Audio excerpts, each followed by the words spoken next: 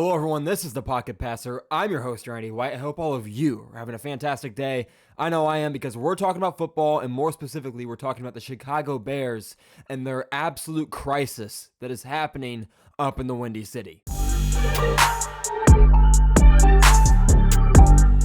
the Chicago Bears are having a complete identity crisis. And what I mean by that is the way they have built their team is not the way that you build your team if you are a North Division team trying to compete late in postseasons. What did they do? They went out and they got receivers. They went out and they made flashy moves for skill position players. They got a receiving running back. They got another receiver in the draft. They didn't build an offensive line that was already mediocre. It's been criticized for years now. They didn't really attempt to improve the defense, although it did look really good last year. We've seen it completely collapse this year in the back half of the year. They started 4-2, but what's happened since then? They've been out-physicaled, out-coached, and outplayed in each of their 6 losses. It's been an embarrassment, and that comes from their unwillingness to understand what it takes to win football games late in the year in an NFC North division that is competitive, nasty, physical. Look at the Detroit Lions and how they built their team. What was the priority? Offensive line.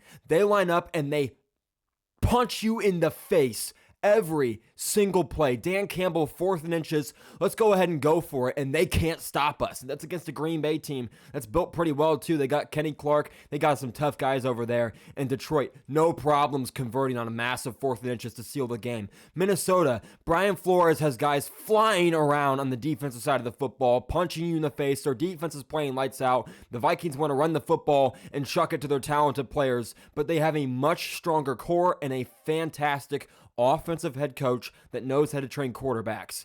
And then you look at the Bears, and what did they do? They have a defensive head coach that is coaching a soft team that gets pushed around offensively. They can't protect Caleb Williams. They failed to establish any kind of method or plan to get him established as an NFL quarterback, to teach him the ropes. It is a complete disaster over there. Look at what winning football teams are doing, and then look what the Chicago Bears are doing. Look at the Dolphins down south. What did they do? They've been soft, invest in speed, but then when you got to line up on 3rd and 1 and go convert running the ball, what can't they do? Just that. You watch the Packers punch them in the mouth and push them around for 4 quarters in Lambeau when the Dolphins had to go play in cold weather. That's how the Chicago Bears thought they could build their team. So I started this year and came into this year kind of almost praising the Bears and saying Caleb Williams, the only way he fails is if their offensive coordinator is bad. Now, it turned out their offensive coordinator was bad, so it kind of explained his struggles. But here is the key thing I missed that now I understand. And this is where I'm young. I'm still learning a lot about football. When I had that take, I was 19. Now I'm 20. It's a few months later. Still very young. Still a lot to learn in this whole thing, as I've been doing this YouTube channel since I was 17, almost 18. Still a lot of time and a lot of things I got to learn. I'm working to get better at what I'm doing, giving you better, more reliable opinions every time I step in front of this mic, in front of this camera. And what I missed, what I failed to see, is exactly what guys like Jim Harbaugh, who you see what he's done with the Chargers. I know they lost last night, but still what he's done with the Chargers, they understood it, but the Bears don't. What do you got to do to win football games? Offensive line, defensive line. The mantra of every successful football team that I can think of is always, we're going to punch you in the mouth. We're going to out-physical you. 1st down, 2nd down, 3rd down, 4th down. When we line up across from you, we are going to punish you, and we're going to make you regret ever stepping foot on this field. Bears don't do that. Certainly doesn't show. Doesn't show on the field, and it doesn't show in the decisions they made in the offseason. They went out and they got speed. They wanted skill position players. That's not someone that wants to run smash mouth football at you and say, hey, when it gets cold, when it's windy. They're in the Windy City, for God's sake. You want to air it out in January? What are you thinking?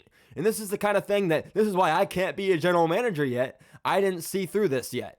I didn't see through it at the time. But Jim Harbaugh has taught me and most of the NFL world, if you're listening, a valuable lesson, and Ryan Poles, the general manager for the Bears, has taught us an equally valuable lesson to the contrary, which is that if you want to go win football games late, I know the Chargers lost, but they played a good Kansas City team, and they had them on the ropes. You got to convert that 3rd down and get into the end zone if you're the Chargers there. Settling for that field goal, knew it was over right away. As soon as they kicked that field goal up, Chiefs are going to get in field goal range.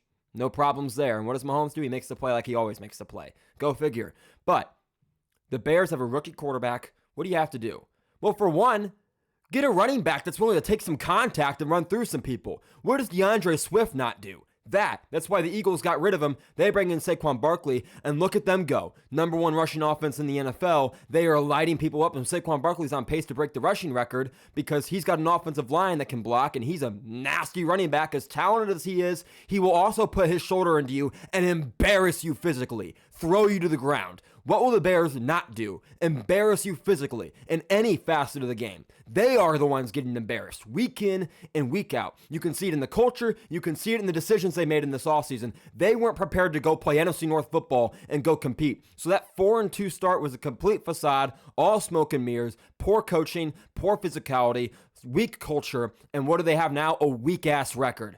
That's not how you play football, not in the NFL, not at the highest level. You got to go out there and you got to get guys that are willing to go smash other people in the face, punch other people in the mouth, and dominate physically on all 4 downs if called upon, like Detroit Lions are doing with Dan Campbell running the ball on 4th and inches. The Bears don't know how to win football. Their business model doesn't know how to win football games, and it's clear now. Jim Harbaugh has done the opposite of what the Bears did. They invested in the offensive line. Their whole mantra is we're going to out-physical you. We're going to punish you physically, play in and play out, and they got a good team in the playoffs right now, and they're vying for the 6th seed or the 5th seed, and they were trying to win the division. They were in position to do it, and they were in position to beat the Chiefs because they understand how winning football is done. With a guy like Jim Harbaugh, who's won a national championship, been to a Super Bowl, turned around every program he's been to, and this is a team that roster-wise was expected to be, at least in my mind, not really all that great. Like maybe an 8-win team to finish the year, not 8-5 where they're at right now.